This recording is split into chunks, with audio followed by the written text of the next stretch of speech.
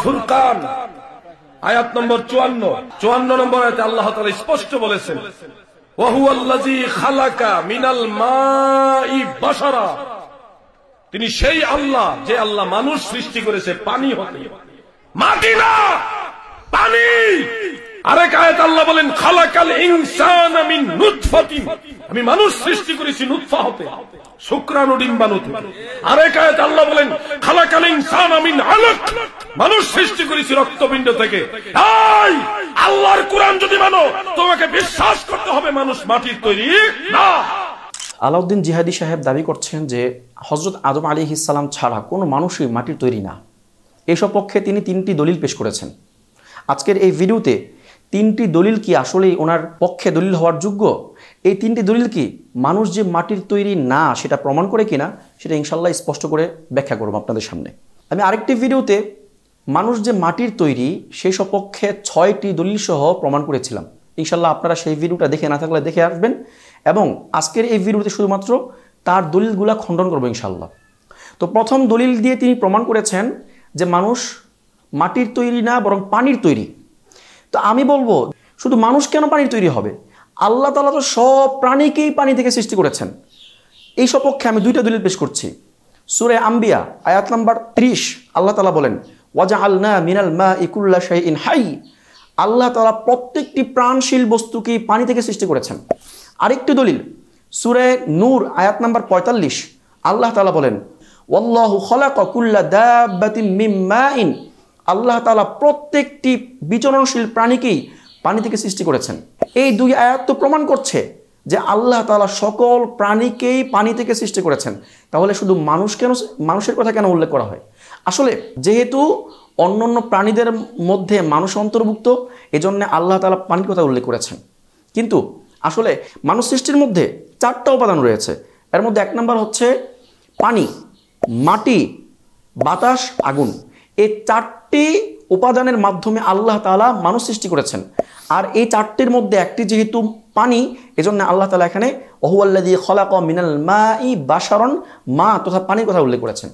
যাই হোক, আলাউদ্দিন জিহাদি সাহেব দ্বিতীয় দলিলে বলেছেন যে আল্লাহ তাআলা মানুষকে নুতফা তথা শুক্রাণু থেকে সৃষ্টি করেছেন। আর আরেক আয়াত আল্লাহ বলেন, খালাকাল ইনসানা মিন নুতফাতিন, আমি মানুষ সৃষ্টি করেছি নুতফা হতে, শুক্রাণু ডিম্বাণু থেকে। আরেক আয়াত আল্লাহ বলেন, খালাকাল ইনসানা মিন আলাক, মানুষ সৃষ্টি করেছি রক্তপিণ্ড থেকে। তৃতীয় দলিল দিয়ে বুঝিয়েছেন যে আল্লাহ তাআলা মানুষকে আলাক তথা রক্তপিণ্ড থেকে সৃষ্টি করেছেন। তো এই 2 আয়াতের মধ্যে দ্বন্দ্ব হয়ে গেল। এক আয়াতের মধ্যে বলা হয়েছে নুতফা, আর এক আয়াতের মধ্যে বলা হয়েছে আলাক, দ্বন্দ্ব হয়ে গেল। দ্বন্দ্বের সমাধান কি? সমাধানটা হচ্ছে আল্লাহ তাআলা প্রত্যেকটি মানুষকে ধাপে ধাপে সৃষ্টি করেছেন। তো এই ধাপের মধ্যে প্রথম ধাপটা হচ্ছে মাটি। যেমন কুরআনুল কারীমের সূরা হজ্জের 5 নম্বর আয়াতের মধ্যে আল্লাহ তাআলা বলেন, ইয়া আইয়ুহান নাসু ইন কুনতুম ফি রাইবিন মিনাল বাস, হে লোক সকল, যদি তোমরা পুনরুত্থান সম্পর্কে সন্দিহান হও আর তোমরা মনে করো যে যখন মানুষ মাটির সাথে একেবারে মিশে যাবে তখন আর আল্লাহ তাআলা কিভাবে সৃষ্টি করবেন, সন্দিহান হও, তাহলে মনে রেখো ফাইন্না খলাকনাকুম মিন তুরাবিন, আল্লাহ তাআলা তোমাদেরকে মাটি থেকে সৃষ্টি করেছেন। সুম্মা মিন নুতফাতিন, অতঃপর তোমাদেরকে শুক্রাণু থেকে, সুম্মা মিন আলাকাতিন, অতঃপর রক্তপিণ্ড থেকে, সুম্মা মিন মুদগাতিন, অতঃপর গোশতপিণ্ড থেকে। অর্থাৎ একটার পর একটা আল্লাহ সৃষ্টি করেছেন। তো তার প্রথম ধাপটি ছিল মাটি। দেখুন, আমরা স্বাভাবিকভাবে এটা দেখতে পাই, আমাদের যে শুক্রাণু তৈরি হয় সেটা মূলত খাবার থেকে তৈরি হয়। আর খাবার, তা আমরা যারা ভাত খাই, এই ভাত তথা চাউল এটা তৈরি হয় মাটি থেকে, গাছ থেকে হয়, গাছ হয় মাটি থেকে। সুতরাং বোঝা গেল যে আমাদের খাবারের মধ্যে মাটির মিশ্রণ রয়েছে। এজন্য আমাদের মানুষের সৃষ্টির প্রথম ধাপটাই হচ্ছে মাটি। তো কুরআনুল কারীমের আরও 4টা আয়াতের মধ্যে আল্লাহ তাআলা এরকম স্টেপ বাই স্টেপ উল্লেখ করেছেন।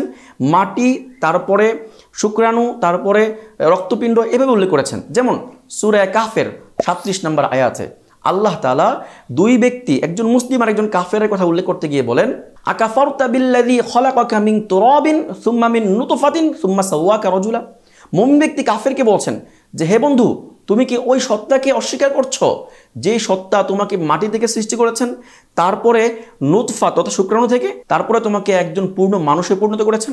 এই আয়াতের মধ্যে আল্লাহ তাআলা প্রথম ধাপে কিন্তু বলেছেন মাটি, তো এখানে মাটি থেকে সৃষ্টি হওয়ার কথা সুস্পষ্ট প্রমাণিত হয়।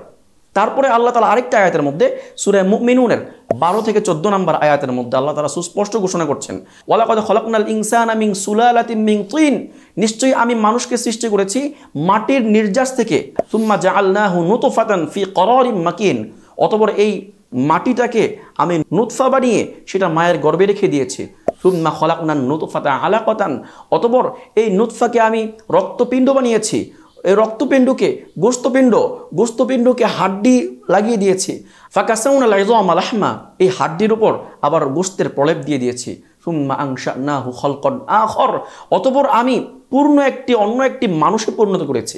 তো এই আয়াতের মধ্যে আল্লাহ তাআলা স্টেপ বাই স্টেপ সৃষ্টি করার কথা সুস্পষ্ট উল্লেখ করেছেন, আর প্রথম স্টেপেই রেখেছেন মাটির কথা। তো আল্লাহ তাআলা প্রত্যেকটি মানুষকে মাটি থেকে সৃষ্টি করেছেন। তারপর সূরা মুমিন আয়াত নাম্বার 67 আল্লাহ তাআলা এই আয়াতের মধ্যেও স্টেপ বাই প্রথমে মানুষ, হুয়াল্লাযী খলাকাকুম মিন তুরাবিন সুম্মা মিন নুতফাতিন সুম্মা মিন আলাকাতিন, এই আয়াতের মধ্যে প্রথমে আল্লাহ মাটি থেকে সৃষ্টি করার কথা বলেছেন, তারপরে নুতফা, তারপরে আলাক।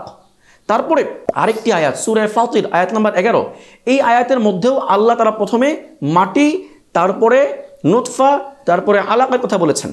এখানে প্রত্যেকটা জায়গাতেই আল্লাহ তাআলা স্টেপ, যেখানেই মানুষ সৃষ্টির স্টেপ উল্লেখ করেছেন, ধাপ উল্লেখ করেছেন, সেখানেই কিন্তু প্রথমে মাটি, তারপরে নুতফা, তারপরে আলাকের কথা বলেছেন।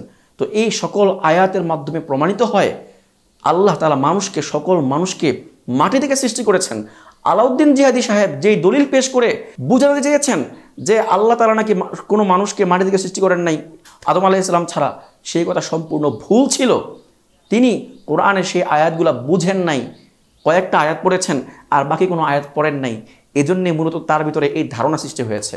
আমি বলবো জিহাদি সাহেব, আপনি আপনার এমন ধারণা থেকে বেরিয়ে আসুন এবং আপনি সঠিকভাবে কোরআন এবং হাদিস গবেষণা করুন, তাহলে আপনার কাছে সব কিছু ক্লিয়ার হয়ে যাবে ইনশাআল্লাহ।